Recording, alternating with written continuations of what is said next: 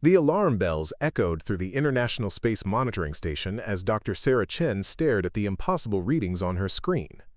Thousands of them, massive ships, each one the size of a city block, emerging from the dark void beyond Neptune's orbit. The coffee cup in her trembling hand clattered against the desk as she watched the fleet arrange itself in perfect geometric formations, moving with a precision that made her stomach drop. Before we jump back in, tell us where you're tuning in from, and if this story touches you, make sure you're subscribed, because tomorrow I've saved something extra special for you. "This can't be right," she whispered, running the scans again. The computer confirmed what her eyes refused to believe. 3,000 alien vessels had appeared overnight, advancing toward Earth with methodical determination. Each ship pulsed with an energy signature unlike anything in humanity's databases. They weren't just visitors, they were an armada. Within hours, every news channel on Earth broadcasted the same terrifying images. The alien fleet had positioned itself in a perfect sphere around the planet, maintaining precise distances from each other and from Earth's surface. No communication attempts had been successful. No weapons had been fired. They simply waited, silent and ominous. Like wolves circling their prey, Commander David Rodriguez stood in the emergency command center beneath the Pentagon, watching world leaders argue over video conferences that crackled with static from the electromagnetic interference the alien ships were generating. President Martinez of the United States demanded immediate military action. Prime Minister Thompson of the United Kingdom urged diplomatic patience. Chancellor Müller of Germany suggested attempting to understand their intentions before responding with aggression. "Sir," called Lieutenant Jessica Park from her station, "we're detecting movement from the fleet. They're getting closer." Rodriguez felt his heart skip as he watched the tactical display update. The alien ships were slowly, methodically tightening their formation around Earth. The sphere was contracting, bringing the massive vessels closer to the planet's atmosphere. At their current rate of movement, they would reach the outer edge of breathable air within 72 hours. Dr. Elena Vasquez, the world's leading xenobiologist, had been called to the command center to provide expertise on potential alien behavior patterns. She studied the formation patterns displayed on the screens, noting how perfectly organized everything appeared. "Commander," she said quietly, "this level of coordination suggests a hive mind or extremely advanced communication systems. They're not acting as individual ships. They're functioning as a single entity." "What does that mean for us?" Rodriguez asked, though he suspected he didn't want to hear the answer. "It means we're not dealing with pilots or commanders making independent decisions. We're facing something that thinks and acts as one massive organism. Every ship knows what every other ship is doing instantly." Vasquez paused, considering the implications. "It also means that if they wanted to destroy us, they would have done it already. The fact that they're maintaining distance suggests they want something else." Before anyone could respond, every screen in the command center flickered and went dark. Emergency lighting bathed the room in red as backup systems struggled to compensate for whatever the aliens had done to their electronics. Then, impossibly, the screens came back online, but they were no longer showing Earth's defensive systems or satellite feeds. Instead, they showed the interior of one of the alien ships.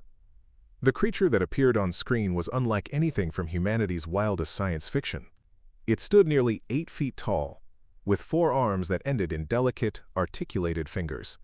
Its skin appeared to be a shifting pattern of silver and blue, like oil on water, and its head was elongated with large, multifaceted eyes that seemed to reflect light from sources that weren't visible.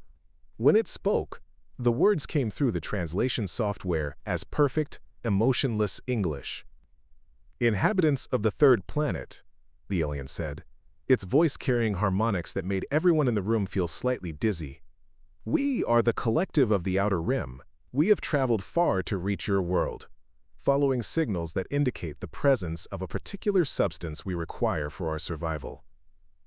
Rodriguez stepped forward, even though he knew the alien couldn't see him. "This is Commander David Rodriguez representing Earth's Defense Forces. What substance are you referring to? We're willing to negotiate." The alien's massive eyes seemed to focus directly on the camera, creating the unsettling impression that it was looking straight at Rodriguez despite the impossibility of that. "Your species has been broadcasting information about a compound that our analysis indicates could solve a critical problem for our people. We require immediate access to what your transmissions refer to as Chocolate chip cookies. The command center fell silent. Rodriguez blinked several times, certain he had misheard. Dr. Vasquez leaned forward in her chair, her expression shifting from concern to confusion. Lieutenant Park actually turned around in her seat to stare at her commander, as if hoping he could explain what had just happened. Did it just say cookies? Rodriguez asked. The alien continued speaking, apparently unaware of the chaos its request had caused in the human command center. Our biological analysis of your broadcast transmissions indicates that this substance contains compounds essential for maintaining our cellular structure during long-distance space travel. We have been searching for a suitable source for many cycles. Your planet appears to be the only known location where this substance is regularly produced. Dr. Vasquez was frantically typing on her tablet, calling up files from the Deep Space Communication Array. Commander, for the past 50 years we've been broadcasting television and radio signals into space as part of various communication experiments, cooking shows, commercials, cultural programs. They've all been traveling outward at light speed. You're telling me, Rodriguez said slowly, that an alien armada capable of crossing interstellar space has surrounded our planet because they saw a baking show? Before Dr. Vasquez could respond, the alien spoke again. We understand that your species may be protective of this valuable resource. However, our need is urgent. Our ships carry populations from 17 different worlds, all of whom require the nutrients found in your chocolate chip cookies to prevent cellular degradation. We are prepared to offer fair exchange for access to your production capabilities. Lieutenant Park was monitoring communications from around the globe, and her face had gone pale. Sir, I'm receiving reports from major cities worldwide. The alien ships they're starting to descend. Not aggressively, but they're definitely getting closer to populated areas. Rodriguez watched the tactical display update in real time. The alien vessels were moving into positions above every major metropolitan area on Earth. They weren't attacking, but the message was clear. They had the capability to do whatever they wanted, and humanity was powerless to stop them. What kind of exchange are they talking about? Rodriguez asked, directing his question toward the screen even though he felt ridiculous doing it. The alien's response came immediately, suggesting they were monitoring human communications in real time. We possess technologies for energy generation, space travel, and resource synthesis that would advance your civilization by several centuries. We also carry detailed star maps of this galaxy sector and information about other inhabited worlds. All of this knowledge could be yours in exchange for a reliable supply of chocolate chip cookies. Dr. Vasquez was scrolling through data on her tablet, her eyes wide with excitement despite the surreal nature of the situation. Commander, if they're offering what I think they're offering, this could be the greatest advancement in human history. Clean energy, faster than light travel, contact with other civilizations, all for cookies. But why cookies specifically? Rodriguez asked. There has to be something we're missing here. The alien seemed to anticipate his question. Our species evolved on worlds with limited carbon-based nutrition sources. The specific combination of sugars, fats, and complex carbohydrates found in your chocolate chip cookies provides optimal nutritional balance for our physiology. Additionally, the thermal processing involved in your baking methods creates molecular structures that our digestive systems can efficiently process. No other food source we have encountered provides equivalent nutritional value. Lieutenant Park looked up from her communications station with an expression of disbelief. Sir, I'm getting reports from the International Space Station. The astronauts report that the alien ships are beautiful up close. They're not showing any signs of weapon systems, but they're definitely scanning everything. It's like they're cataloging the planet. Rodriguez made a decision that he knew would either save humanity or doom it. Preparing and narrating this story took us a lot of time, so if you are enjoying it, subscribe to our channel, it means a lot to us. Now back to the story. Put me through to the President and the UN Security Council. If we're going to negotiate the fate of the world over baked goods, I want to make sure we do it right. While Rodriguez coordinated with world leaders, Dr. Vasquez was deep in conversation with Dr. Marcus Webb, a food scientist who had been hastily brought in from the nearby Culinary Institute. Webb was one of the world's leading experts on the chemistry of baking, and he was trying to understand exactly what the aliens found so special about cookies. It's actually not that surprising when you think about it. Webb explained to the assembled group of scientists and military personnel. Cookies represent one of the most complex chemical transformations in food preparation. When you bake cookies, you're creating hundreds of different flavor compounds through the Maillard reaction. The combination of butter, sugar, eggs, flour, and chocolate creates a matrix of fats, carbohydrates, and proteins that's incredibly energy-dense. But surely they could synthesize something similar, Dr. Vasquez argued. They have interstellar travel technology.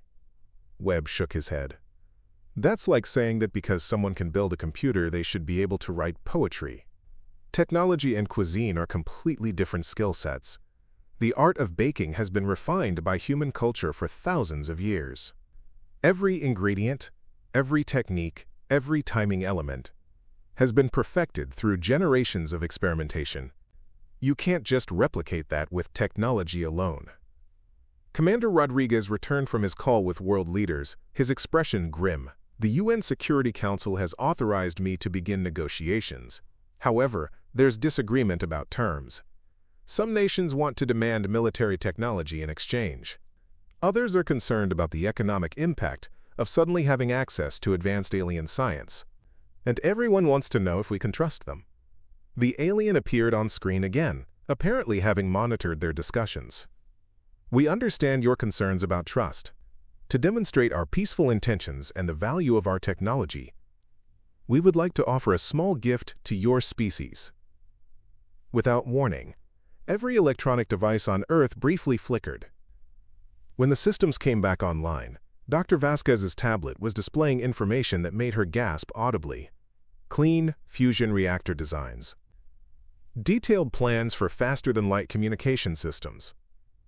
Medical technologies that could eliminate most known diseases. This represents approximately 1% of the knowledge we are prepared to share, the alien continued.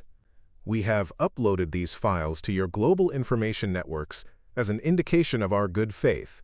You may study them and verify their authenticity before making your decision about our proposal. Rodriguez stared at the technical specifications flowing across his screen. Even with his limited scientific background, he could see that what the aliens had just given humanity would revolutionize every aspect of civilization. Clean energy would end the climate crisis. Advanced medicine would save millions of lives. Communication technology would connect the world in ways previously unimaginable. Why are you being so generous? He asked. This technology is worth more than any amount of cookies. The alien's multifaceted eyes seemed to shimmer with what might have been emotion, though it was impossible to read their expressions. Commander Rodriguez, our species has traveled the galaxy for many thousands of your years. We have seen civilizations rise and fall. We have witnessed worlds destroyed by war, disease, and resource depletion. Your species stands at a critical point in its development. The alien paused, and for a moment, the only sound in the command center was the quiet humming of electronic equipment. We have observed your broadcasts for the equivalent of 50 of your years. We have seen your capacity for both creation and destruction. You have the potential to become a spacefaring civilization that contributes positively to galactic community, or you could follow the path of extinction that has claimed so many others. You're saying this isn't just about cookies, Dr. Vasquez said softly. The cookies are necessary for our biological survival during our journey to the next sector of space, the alien confirmed. But more importantly, this exchange represents an opportunity to establish peaceful contact between our species. If humans can successfully negotiate and fulfill an agreement with us, it will demonstrate that your species is ready for broader galactic contact. Lieutenant Park's communications board lit up with incoming messages from around the world. Sir, I'm getting reports from major cities. People are coming out of their homes to look at the alien ships. There's no panic, just curiosity. It's like the whole world is holding its breath. Rodriguez realized that humanity was facing the most important decision in its history. Not just whether to trade cookies for technology, but whether they were ready to join a larger galactic community. The aliens weren't just offering advanced science. They were offering a chance to prove that humans could be trusted as partners rather than feared as threats. How many cookies are we talking about? Rodriguez asked, feeling slightly ridiculous but needing to understand the practical implications. Our fleet carries approximately 12 million individuals from various worlds, the alien replied. Each individual requires the equivalent of what you would call 4 cookies per day to maintain optimal health during space travel. We estimate needing a steady supply for approximately 2 of your years while we complete our survey of this galactic sector. Dr. Webb was frantically calculating on his tablet. Commander, that's roughly 48 million cookies per day for 2 years. We're looking at approximately 35 billion cookies total. That's actually manageable. The global baking industry produces hundreds of billions of cookies annually already. The question is, Dr. Vasquez added, can we trust them to honor their agreement? And what happens to Earth's economy if we suddenly have access to technology that makes most of our current industries obsolete? The alien seemed to hear her concerns. Dr. Vasquez, we propose a gradual exchange. As you provide the nutrition our people require, we will share our knowledge in carefully measured portions. This will allow your civilization time to adapt to new technologies without causing social upheaval. We have learned from experience that rapid technological advancement can be as destructive as no advancement at all. Rodriguez made another decision that would change history. We need time to organize production and discuss terms with world leaders. Can you give us 72 hours to prepare a response? Time is acceptable, the alien replied. However, we must request that your military forces remain in their current positions during negotiations. Any movement toward hostile action will force us to reconsider our peaceful approach. As the communication ended and the screens returned to normal displays, the command center buzzed with quiet conversation. Rodriguez looked around at his team, realizing that they had just become the first humans to successfully negotiate with an alien species. Not through weapons or threats, but through the promise of baked goods. Sir, Lieutenant Park said quietly, what do we do now? Rodriguez smiled, despite the magnitude of the situation. Lieutenant, we're going to call every bakery on Earth and ask them to help save the world. Over the next 72 hours, the most unusual mobilization in human history began to take shape. The Global Cookie Initiative, as it quickly became known, involved coordination between world governments, major food companies, and thousands of small bakeries around the globe. The United Nations established an emergency committee to oversee production, quality control, and distribution logistics. Dr. Webb found himself at the center of a scientific revolution. Working with master bakers, food scientists, and agricultural experts, he had to ensure that Earth could produce enough high-quality chocolate chip cookies to feed 12 million aliens for 2 years. The challenge wasn't just quantity, but consistency. Every cookie had to meet the nutritional requirements that the aliens' biology demanded. We're essentially reverse engineering alien physiology through baking, Webb explained to a hastily assembled team of international food experts. Based on their specifications, we need precise ratios of sugar, fat, protein, and complex carbohydrates. Too much variation could make them sick, and we definitely don't want to make our new alien friends sick. Meanwhile, Dr. Vasquez was leading a team analyzing the technology samples the aliens had provided. What they found exceeded every expectation. The fusion reactor designs were not only functional, but incredibly elegant, solving energy problems that had puzzled human scientists for decades. The medical technologies included treatments for cancer, Alzheimer's disease, and genetic disorders that had been considered incurable. Commander, she reported to Rodriguez during one of their daily briefings, if even half of what they're offering is legitimate, we're looking at advancing human civilization by at least 300 years. Clean, unlimited energy, cures for major diseases, space travel technology that would let us reach other star systems. It's everything humanity has dreamed of. And all they want in return is cookies, Rodriguez mused, still struggling to fully accept the surreal nature of the situation. Not just any cookies, Webb interjected from his position at a table covered with recipe calculations and nutritional analyses. They've been very specific about the requirements. The chocolate chips must contain at least 60% cacao. The butter must be real dairy butter, not synthetic substitutes. The flour needs to be a specific blend of wheat varieties. Even the vanilla extract has to meet particular purity standards. Dr. Vasquez raised an interesting point. Have we considered that their nutritional requirements might tell us something about their home worlds? The fact that they need complex carbohydrates suggests they evolved on planets with diverse plant life. The requirement for dairy fats indicates they understand animal-based nutrition sources. They're not just advanced, they're potentially omnivorous like humans. While scientists and bakers worked frantically to meet the aliens' requirements, world leaders were grappling with the broader implications of first contact. President Martinez held daily video conferences with other heads of state, trying to coordinate a unified human response to the most important event in recorded history. The economic implications alone are staggering, Chancellor Muller pointed out during one particularly intense discussion. If we suddenly have access to unlimited clean energy, what happens to the oil industry? If we can cure diseases that currently drive pharmaceutical research, what happens to medical companies? We could be looking at the collapse of entire economic sectors. Prime Minister Thompson had a different perspective. We could also be looking at the solution to climate change, world hunger, and resource scarcity. Yes, some industries will become obsolete, but new ones will emerge. The question is whether we're wise enough to manage the transition properly. President Martinez nodded grimly. The aliens seem to understand this. That's why they're proposing a gradual exchange. But we need to start making decisions about how to implement these changes without causing social chaos. As the deadline approached, Rodriguez found himself in the strange position of coordinating humanity's first interstellar trade agreement. Cargo ships were being loaded with specially baked cookies from every continent. Quality control teams were ensuring that every batch met the aliens' exact specifications. Distribution centers were being established at key points around the globe to maintain steady supply chains. "Sir," Lieutenant Park reported as they entered the final 12 hours before the deadline, "the Global Cookie Initiative reports ready status. We have approximately 50 million cookies prepared for initial delivery, with production facilities capable of maintaining required daily output for the duration of the agreement." Rodriguez looked out through the windows of the command center at the night sky, where alien ships were visible as moving points of light against the stars.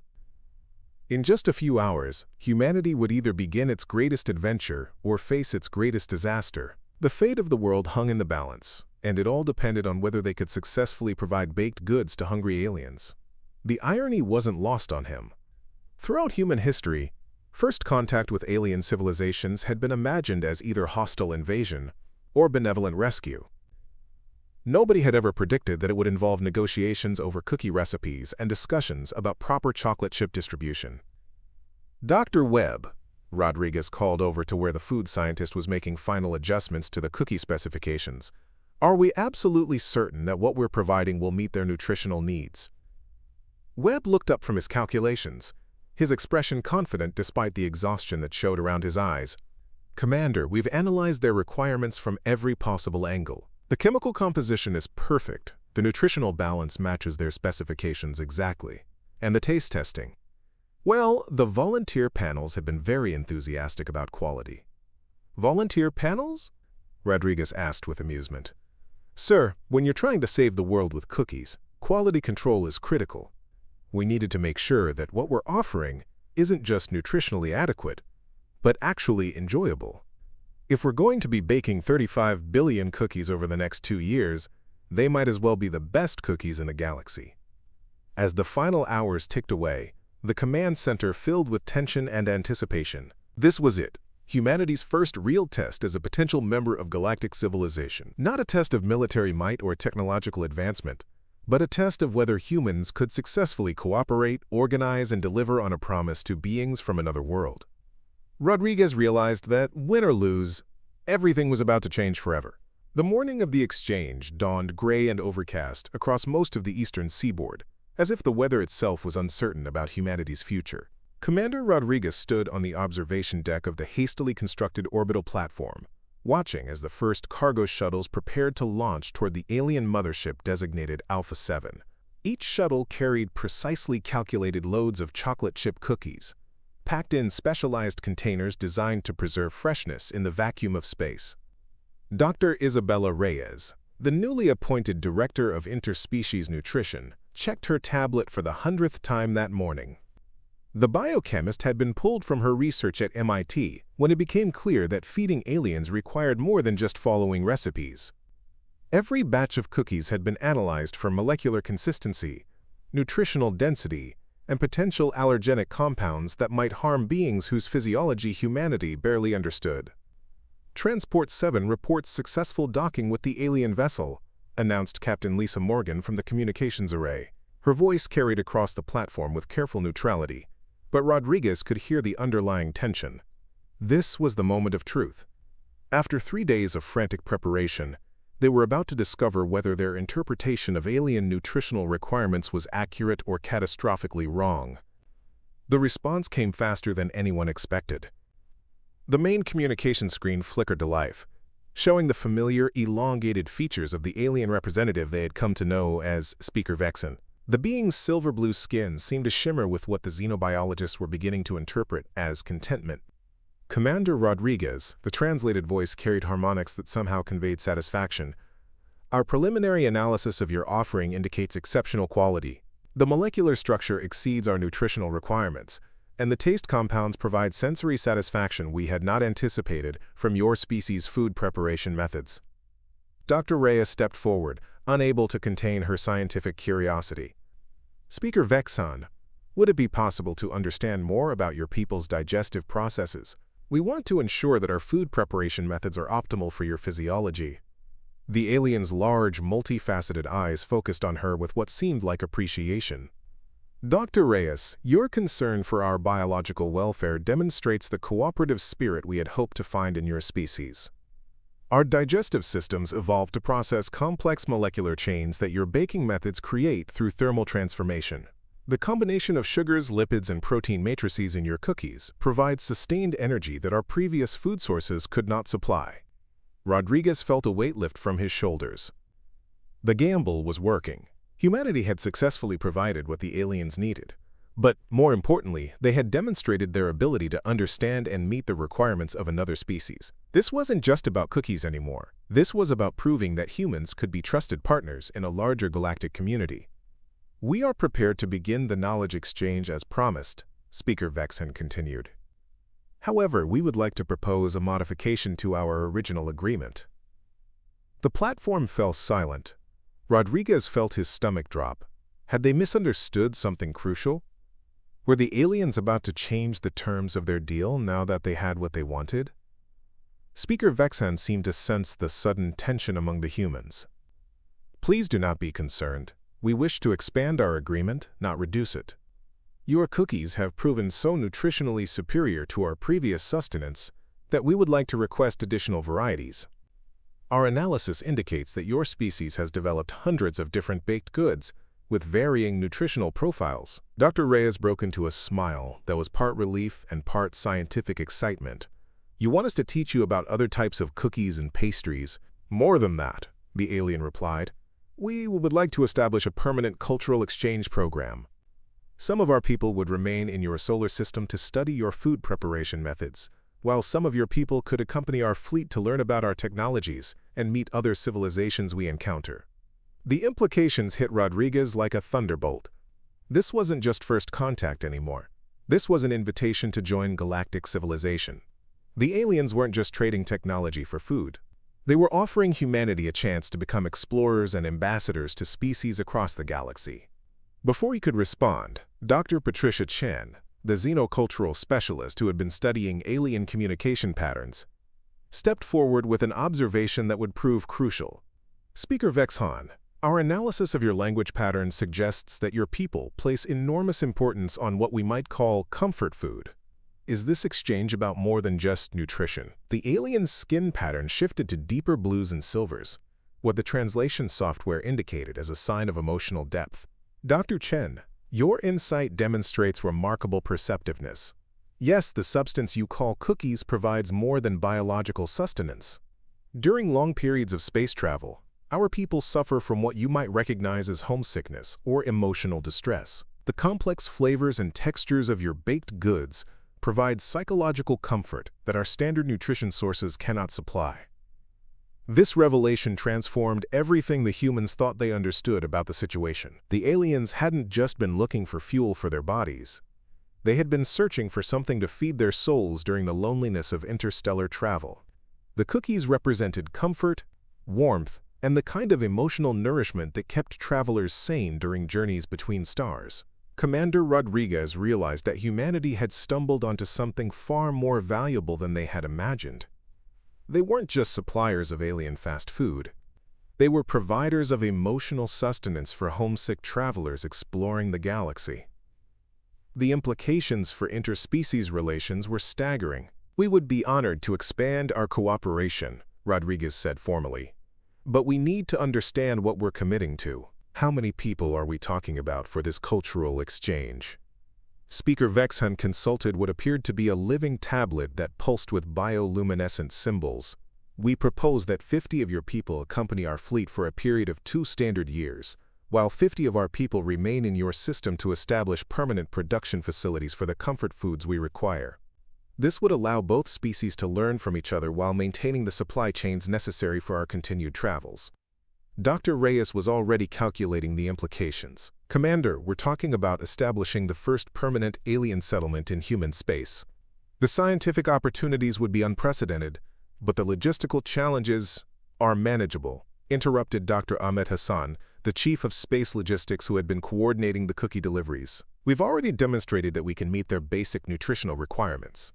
Expanding to accommodate 50 individuals long-term is just a scaling problem." Captain Morgan was monitoring communications from Earth's surface, where world leaders were following the negotiations in real time. "Sir, I'm receiving priority messages from the UN Security Council. They're requesting confirmation that you have authority to agree to permanent alien settlement rights." Rodriguez knew he was operating at the edge of his mandate, but he also knew that opportunities like this might never come again. "Speaker Vexhan, we'll need to coordinate with our planetary government to finalize such an agreement. Can you give us additional time to organize proper authorization?"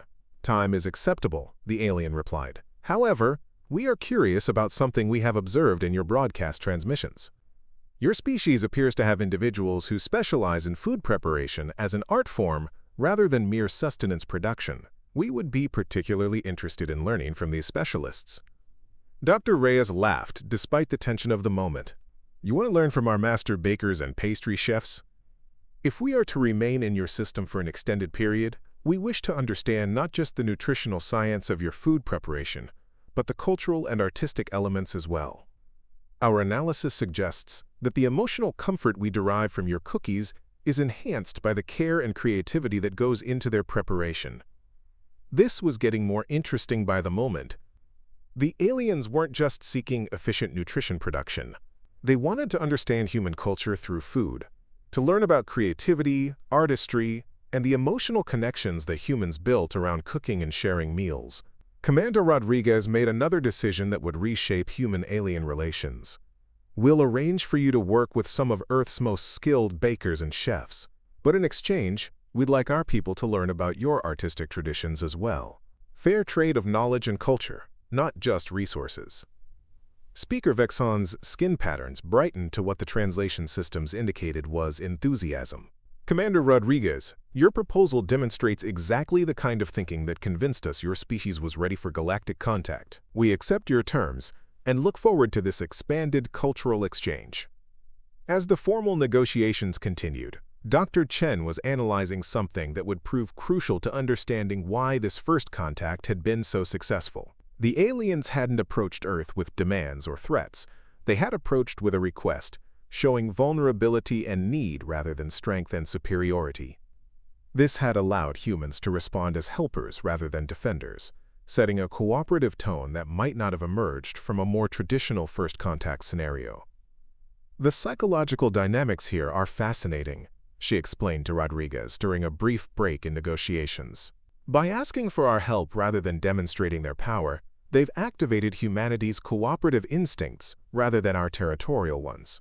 We're not seeing them as invaders or threats. We're seeing them as travelers who need assistance." Rodriguez nodded, understanding the broader implications. "You're saying that the way they approached us was as important as what they were asking for?" "Exactly. If they had arrived demanding tribute or trying to demonstrate superiority, we would have responded defensively.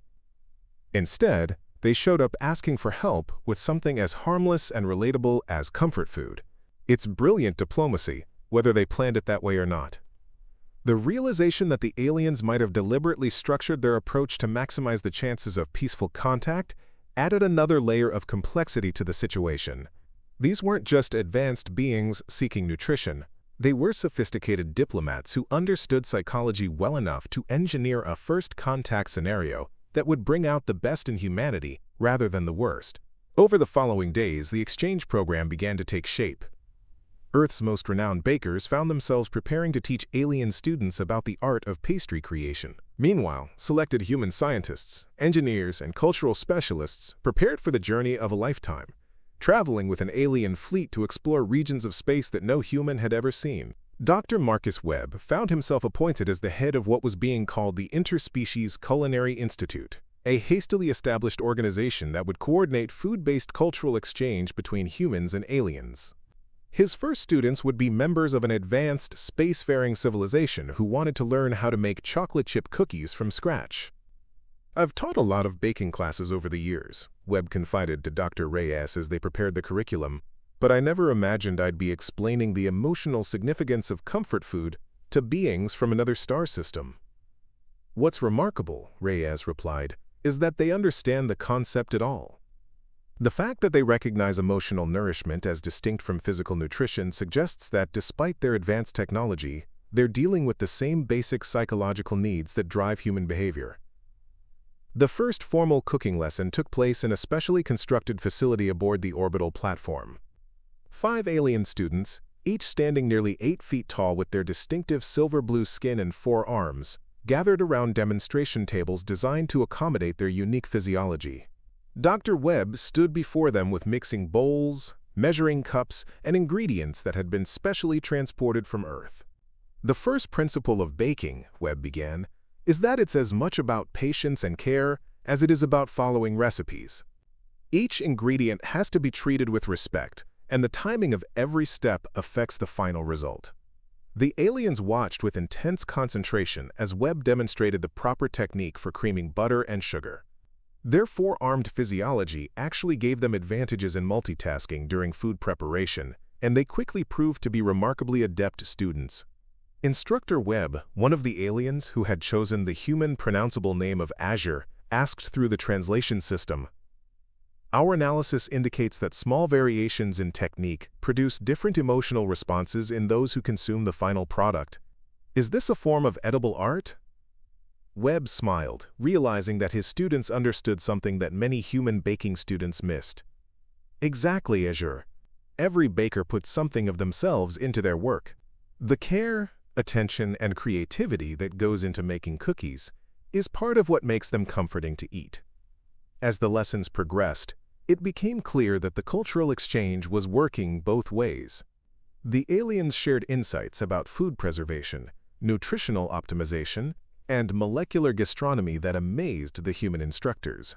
They demonstrated techniques for enhancing flavors and textures that human culinary science was centuries away from developing. Meanwhile, the first group of human ambassadors was preparing to depart with the alien fleet. Dr. Sandra Kim, a linguist specializing in non-human communication systems, would be traveling with them to document their encounters with other civilizations. Engineer Robert Taylor would be studying alien technologies and space travel methods. Anthropologist Dr. Maria Santos would be observing social structures and cultural practices among the various species that made up the Outer Rim Collective. "We're about to become the first human deep space explorers," Dr. Kim said during their final briefing session. "Not just visitors to other planets, but actual members of an interstellar community."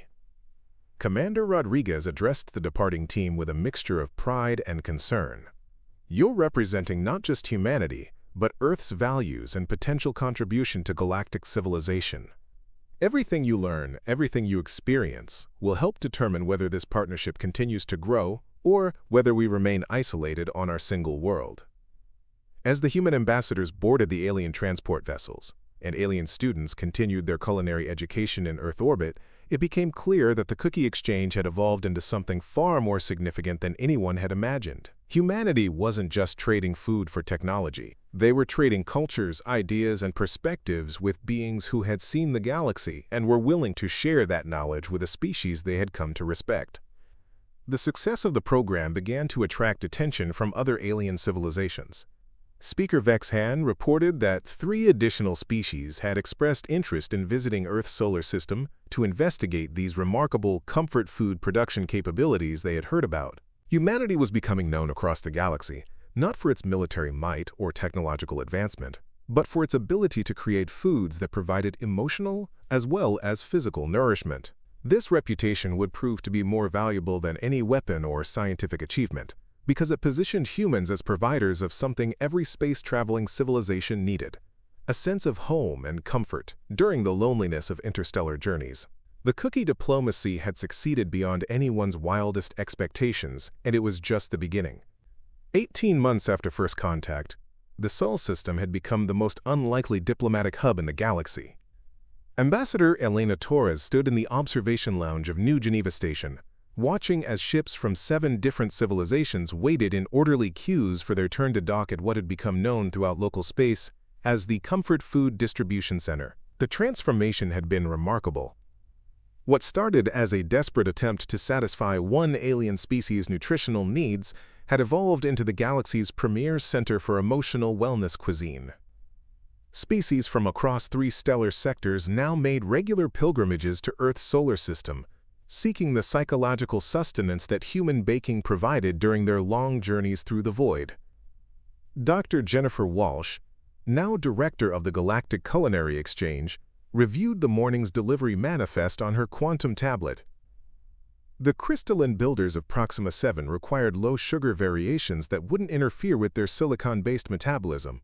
The vapor dancers from the nebula colonies needed extra-dense nutrient bars that could be consumed in their gaseous form. The most challenging clients remained the Hive Mind Collective from Andromeda Minor, who experienced taste collectively and required precise flavor harmonies that could satisfy thousands of individuals simultaneously.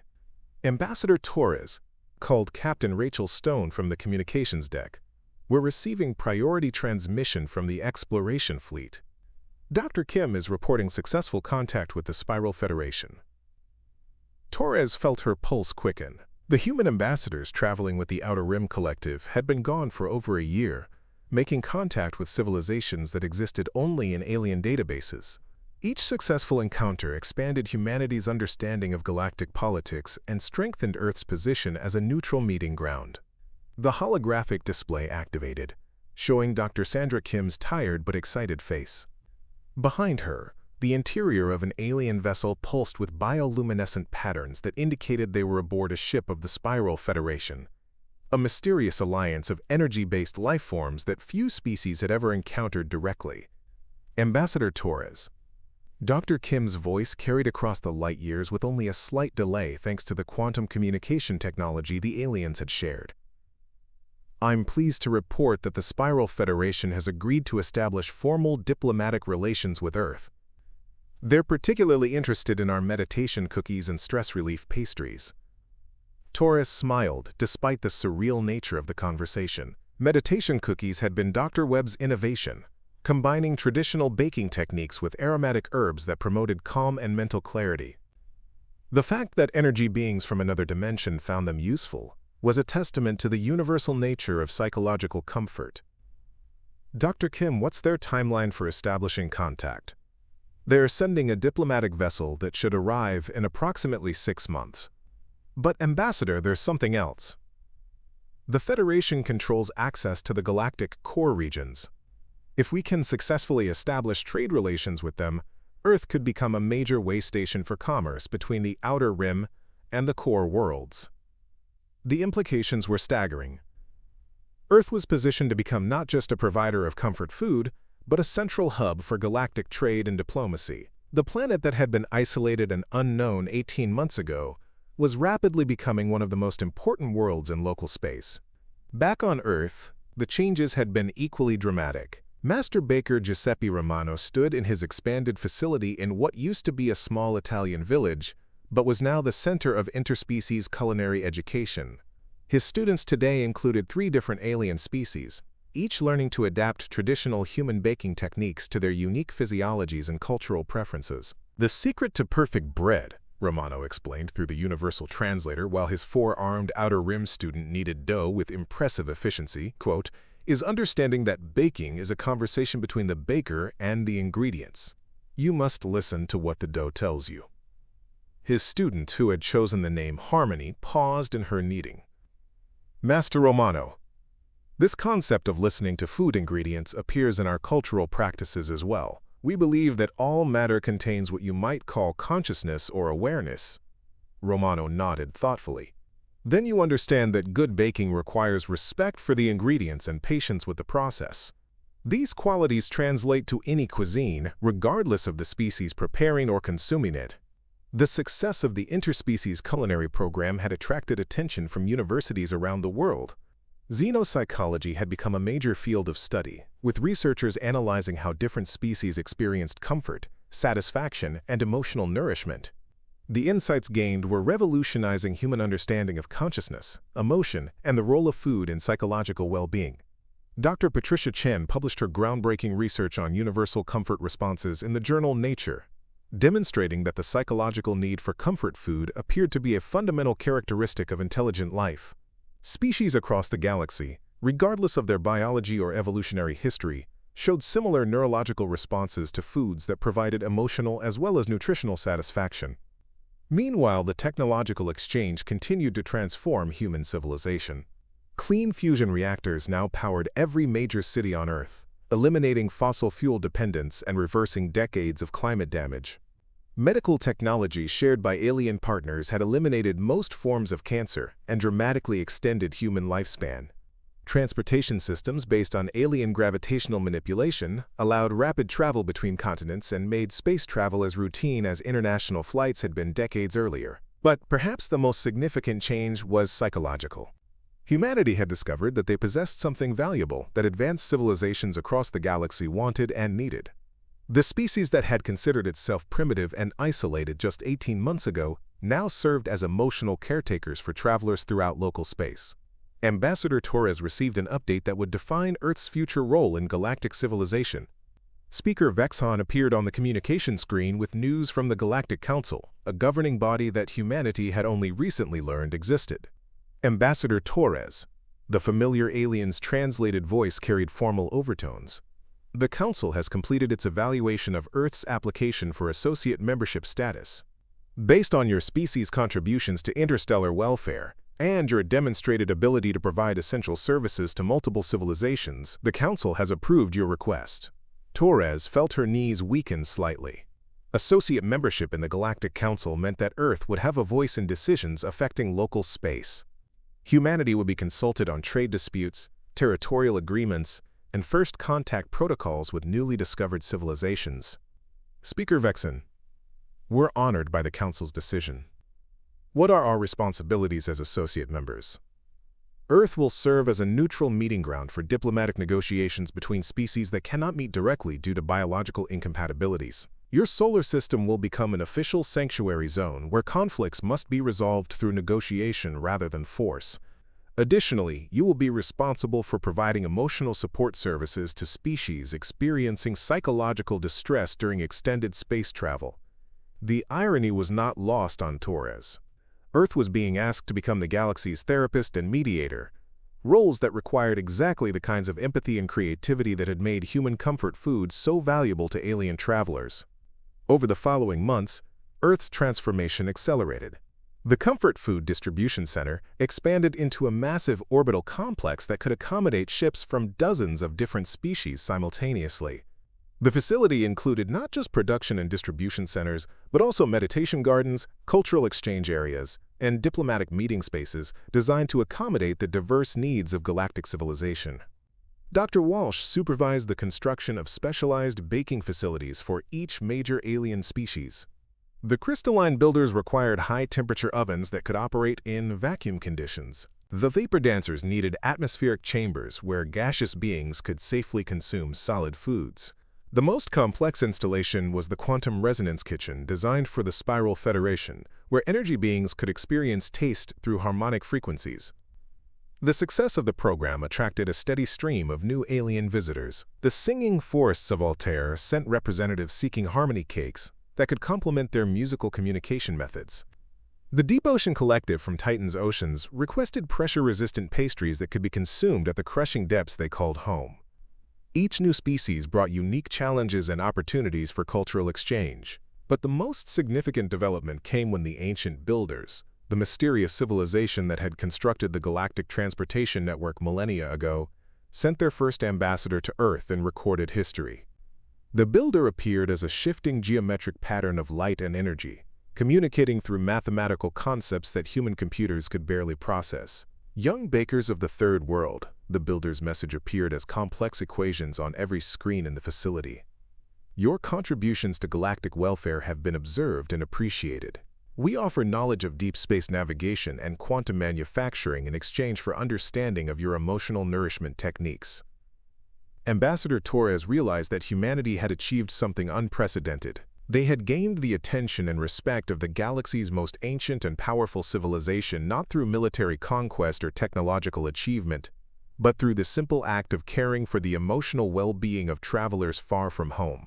As she stood in the observation lounge watching ships from across the galaxy arriving for their regular comfort food supplies, Torres reflected on how profoundly everything had changed.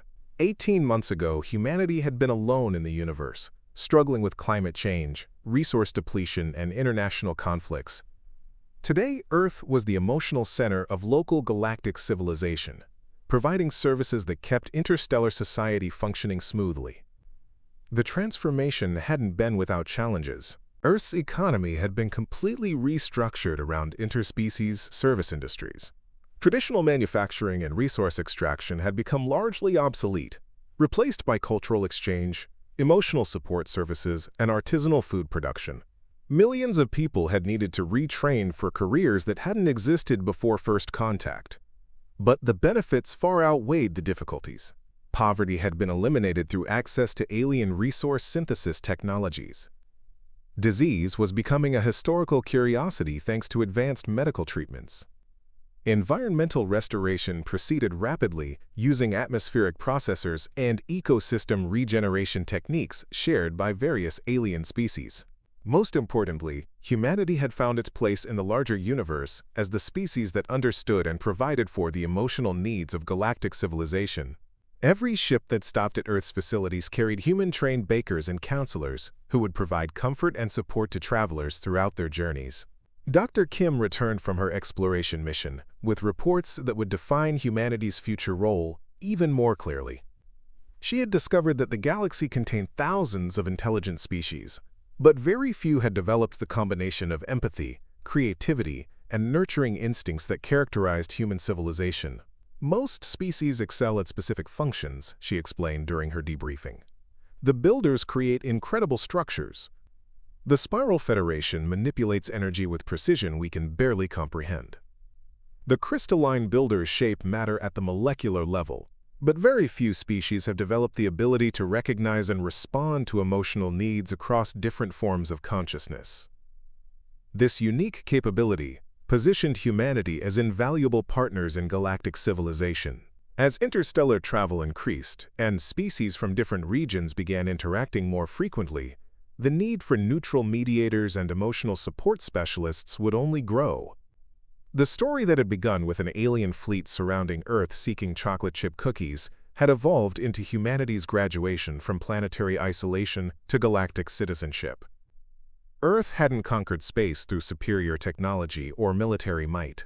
Instead, humans had earned their place among the stars by demonstrating that even the most advanced civilizations needed someone who understood the importance of comfort, care, and a perfectly baked cookie during the long journey between worlds. Ambassador Torres smiled as she watched another ship dock at the station, carrying beings from a distant star system who had traveled for months just to experience the emotional nourishment that only Earth could provide. Humanity had become the galaxy's bakers, therapists, and friends, proving that sometimes the most powerful force in the universe wasn't technology or weapons, but simple kindness expressed through food made with love.